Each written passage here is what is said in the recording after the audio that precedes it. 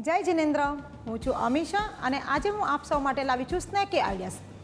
આપ સૌએ તવા પુલાવ તો ખાધો જ છે, પણ આજે આપણે તવા સાથે કંઈક નવી વાનગી બનાવી રહ્યા છીએ.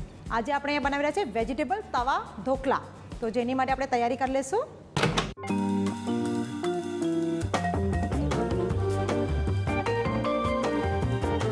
તો એની માટે પહેલાં આપણે રવો લઈ રહ્યા છે. એની અંદર આપણે દહીં મિક્સ કરશું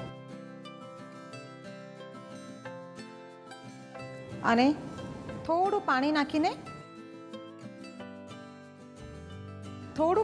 આપણે ઢોકળાનું બેટર બનાવી લઈએ. હવે આપણે એની અંદર વેજીટેબલ એડ કરી દઈએ. તો અહીંયા આપણે બોઇલ વટાણા લીધા છે. હવે આપણે કેપ્સિકમ એડ કરશું. તમે યલો અને રેડ કેપ્સિકમ પર એડ કરી શકો છો. અહીંયા આપણે કોર્ન એડ કરી રહ્યા છે. વેજીટેબલમાં ફણસી, તમને જે ગમે વેજીટેબલ્સ પણ એની અંદર એડ કરી શકો છો. બારીક કટ કરેલા લીલા મરચાં, થોડી ફ્રેશ કોથમીર.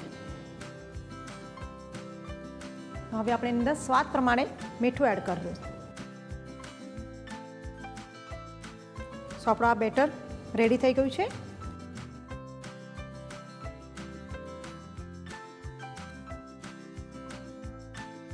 સો હવે આપણે એની અંદર લાસ્ટમાં ફ્રૂટ સોલ્ટ એડ કરી દઈશું.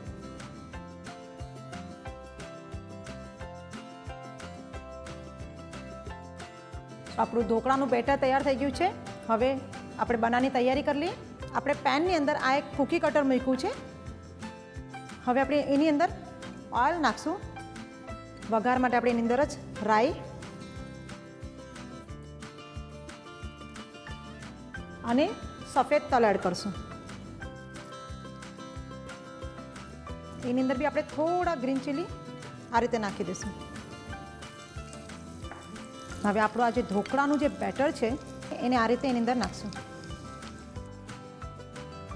હવે આપણે એની ઉપર ઢોકળા છે એટલે એની ઉપર મરચાંનું આ રીતે સ્પ્રિંકલ કરી દઈશું. ને હવે આ લીડને આપણે ઢાંકી દઈએ અને ધીમી આંચ પર આપણે તવા ઢોકળાને થવા દઈશું. આપણે ટૂથપીક નાખીને જોઈ લઈએ કે આપણું ઢોકળા થઈ ગયા છે કે નહીં. યસ, બરાબર થઈ ગયા છે. તો આપણે આને વચ્ચેથી જે કૂકી કટર મૂક્યું હતું એ કાઢી લઈશું.